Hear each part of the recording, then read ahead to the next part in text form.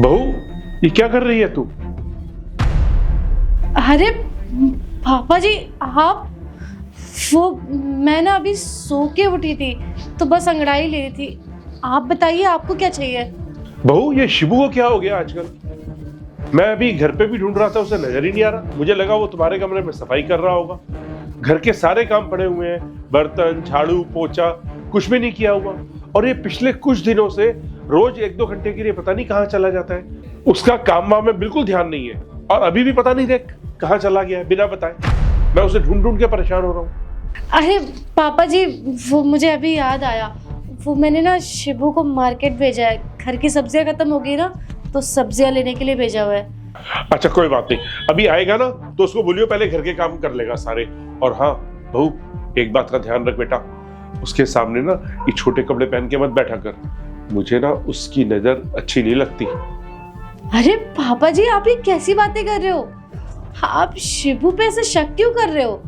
आपको भी पता है ना कि शिबू हमारे घर में कितने टाइम से काम कर रहा है। वो कितना सीधा है, कितना ईमानदार है और उसने हमारे घर को कितने अच्छे से संभाल रखा है। फिर आप ऐसे उस पे इल्जाम कैसे लगा सकते हो कि उसकी नजर अच्छी नहीं है? मुझे तो कभी ऐसा फील नहीं हुआ। अच्छा चल ठीक है, कोई बात नहीं। देख, मुझे जो लगा वो मैंने तुझे बताया। और हाँ, अब वो आएगा तो उसको बोलियो खाना बनाए, मुझे बहुत तेज भूख लग रही है। ठीक है पापा जी, मैं बोल दूंगी उसे खाना बनाने के लिए।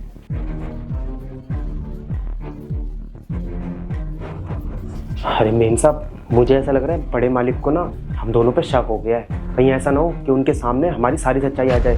अरे मेरा क्या है, मैं तो नौकर आदमी हूँ, मैं यहाँ नहीं तो कहीं और जाके काम कर लूँगा। लेकिन आप अपनी सोचो, आप तो इस घर में शादी करके आई हो, इस घर की बहू हो आप। अगर आपके बारे में उनको पता चलेगा ना, आपकी तो पूरी जिंदगी खराब हो जाएगी।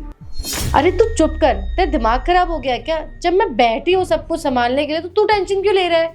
और वैसे भी पापा जी को ना अगर शक हो भी गया है तो मैं वो संभाल लूंगी। जब राहुल घर पे आएंगे ना तो मैं उनसे कह के पापा जी को कुछ टाइम के लिए गांव भिजवा दूंगी, तो इससे उनको शक भी नहीं होगा। लेकिन ना एक काम कर, तू अभी फटाफट से जा और जाके किचन में खाना बना। अगर पापा ने तुझे मेरे कमरे में देख लिया ना तो उनका शक यकीन में बदल जाएगा कि तेरा मेरा कुछ चल रहा है। जा यहाँ से। ठीक है मालकिन।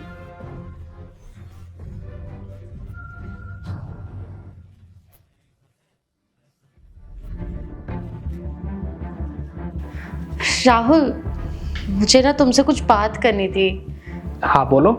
वो एक्चुअली ना गांव से ना फूफा जी का फ़ोन आया था।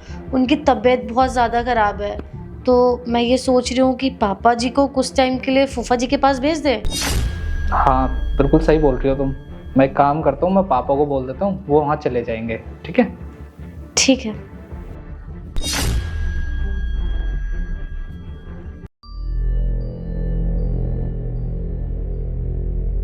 सृष्टि, मैं ना ऑफिस के लिए निकल रहा हूँ। और हाँ, आज ना मेरी एक मीटिंग है तो मुझे आने में ना देर हो जाएगी, तो तुम खाना खाकर सो जाना। ठीक है राहुल।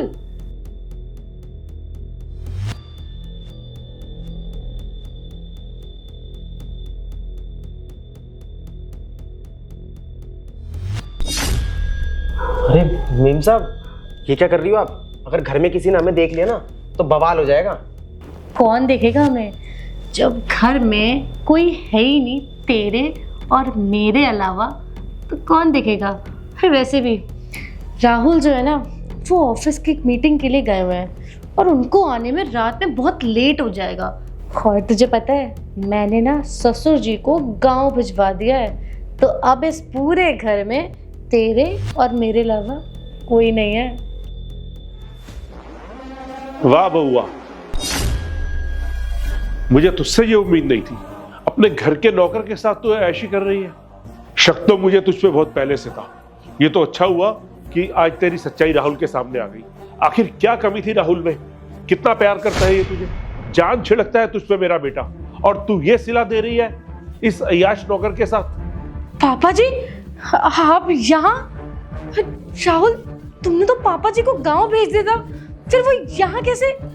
अरे गाँव तो मैं जब भेजता ना इनको, जब फूफा जी की तबीयत खराब होती। मैंने उनसे ना कॉल करके सब पूछ लिया था और उन्होंने बोला कि उनकी तबीयत तो बिल्कुल ठीक है।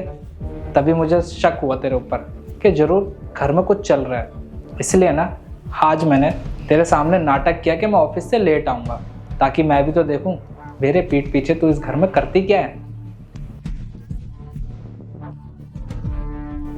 अरे एक काम करता हूँ, एक बार ना फोन करके पूछ लेता हूँ। अगर ज्यादा तबीयत खराब हुई तो मैं भी पापा के साथ चला जाऊंगा। हेलो फूफा जी, नमस्ते। नमस्ते राहुल, क्या हाल है बेटा? मैं ठीक हूँ फूफा जी, आपकी तबीयत कैसी है अब? तबीयत? मेरी तबीयत तो बिल्कुल ठीक है। क्या हुआ मेरी तबीयत को? नहीं वो कुछ नहीं, मैं बस हालचाल लेने के लिए आपको फ़ोन कर रहा था। आपकी तबीयत ठीक है, बस यही पूछ रहा था। ठीक है, मैं रखता हूँ। ठीक है बेटा। इनकी तो तबीयत ठीक है, फिर ये मुझे पापा को वहाँ भेजने की बात क्यों कर रही थी? राहुल प्लीज, मैं मानती हूँ कि मुझसे गलती हो गई, प्लीज मुझे माफ कर दो, मुझे एक आखिरी मौका दे दो। मैं ना इसकी बातों में आ गई थी, बहक गई थी, इसलिए इसके साथ वो रिश्ता बना बैठी जो मुझे नहीं बनाना चाहिए था। मुझसे गलती हो गई, पर मुझे अपनी गलती का पछतावा है। मैं आज के बाद ये गलती दोबारा कभी नहीं दोहराऊंगी और तुम्हें कभी धोखा भी नहीं दूंगी। प्लीज प्लीज मुझे एक आखिरी मौका दे दो। और ना एक काम करते हैं, तुम्हें अगर नहीं यकीन हो रहा है ना मुझ पे, तो इसको ना एक काम करते हैं, घर से बाहर निकाल देते हैं या तो पुलिस के हवाले कर देते हैं, तब इसकी अकल ठिकाने आएगी। हाँ, इसको तो मैं घर से बाहर निकालूंगा ही, लेकिन साथ में तुझे भी। तू क्या सोच रही थी कि तू बच जाएगी, माफ़ी मांग लेगी तो मैं तुझे माफ़ कर दूंगा? नहीं सृष्टि, तूने जो मेरे साथ किया ना, मैं तुझे कभी माफ़ नहीं कर सकता इस चीज़ के लिए। और आज के बाद ना हम दोनों का कोई रिश्ता भी नहीं है। और तुझे तो इस नौकर से प्यार है ना, तो तू रह इसके साथ। अब ये चाहे तुझे महल में रखे या अपनी झुग्गी में, जहाँ मर्जी रखे तुझे, पर हाँ, इस घर के दरवाजे तेरे लिए हमेशा के लिए बंद है। और हाँ, माफ़ी की उम्मीद ना तो तू मुझसे बिल्कुल भी मत रखियो, क्योंकि मैं तुझे माफ़ नहीं करूँगा। अब चुपचाप से ना इस घर से निकल जा, इससे पहले कि तुम दोनों को धक्के मार के यहाँ से निकालूं।